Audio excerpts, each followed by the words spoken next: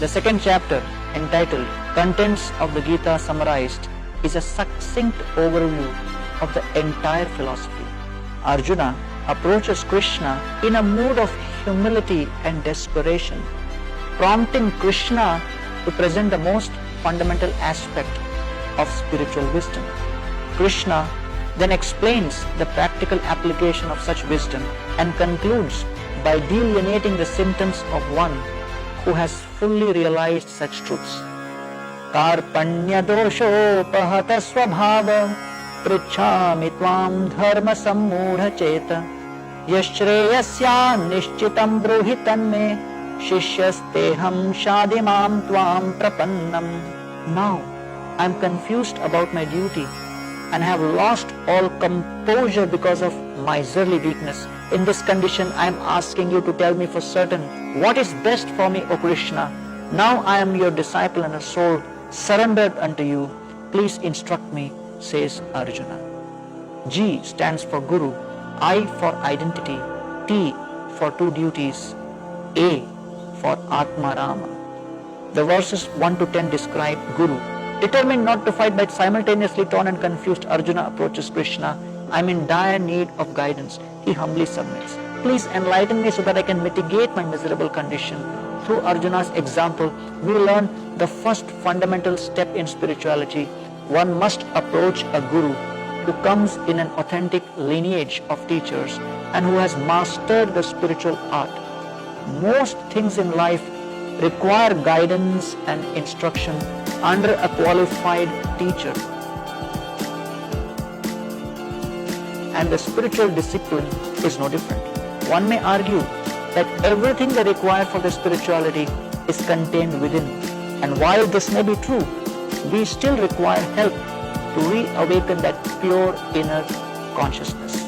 As the saying goes, one who accepts himself as a guru accepts a fool for a disciple. I stands for identity, verses 11 to 30. Krishna begins his teaching Arjuna the most fundamental understanding of spiritual life. As the driver operates a car or as the bird lives in a cage, we, the spirit soul, are similarly utilizing this body. Although living within the body, we are simultaneously different from it, temporarily operating to perform activities, fulfill our desires and interact with the world around us. Until we realize our true identity as a spirit soul, we undergo the process of reincarnation, accepting unnatural material bodies and the subsequent sufferings and distresses of life in this material world. This is the first fundamental teaching that the Guru imparts, knowledge of who we really are. While it may seem elementary and basic, such wisdom has seldom been understood and truly realized. This answer to the eternal question of who am I can set the soul free. It is an answer that is worth hearing again and again. One may then ask how such knowledge practically affects our day-to-day life in the real world. Krishna addresses this by delineating the two essential duties of the spiritual soul. The next section, verses 31 to 53, discuss two duties, or T.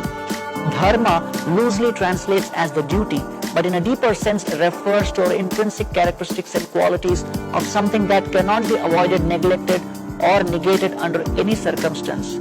Firstly, the soul has a swadharma, a worldly duty which consists of responsibilities towards the family, friends and society.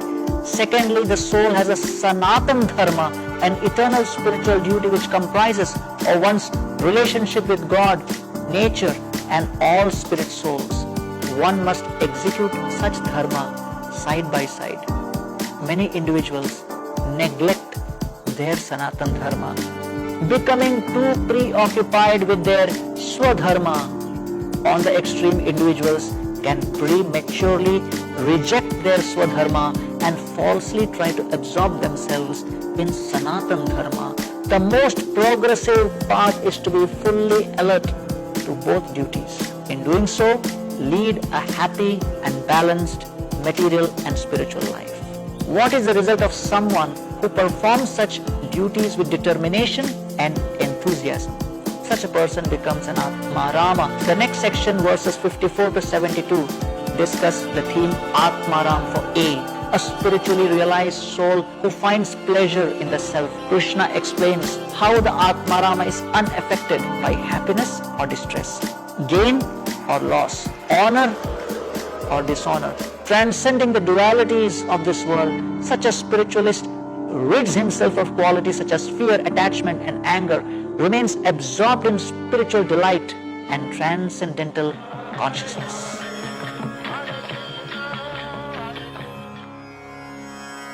Apuryamanam achalam pratishtham samudramapa pravishanti yadvat dvat kamayam pravishanti sarve sashanti mapnoti nakamakami. A person who is not disturbed by the incessant flow of desires that enter like rivers into an ocean which is ever being filled but is always still, can alone achieve peace, and not the man who strives to satisfy such desires. In this way, Krishna summarizes the spiritual journey from the beginning to end. In one sense, however, there is no end to the spiritual journey, because this is the point at which real life begins.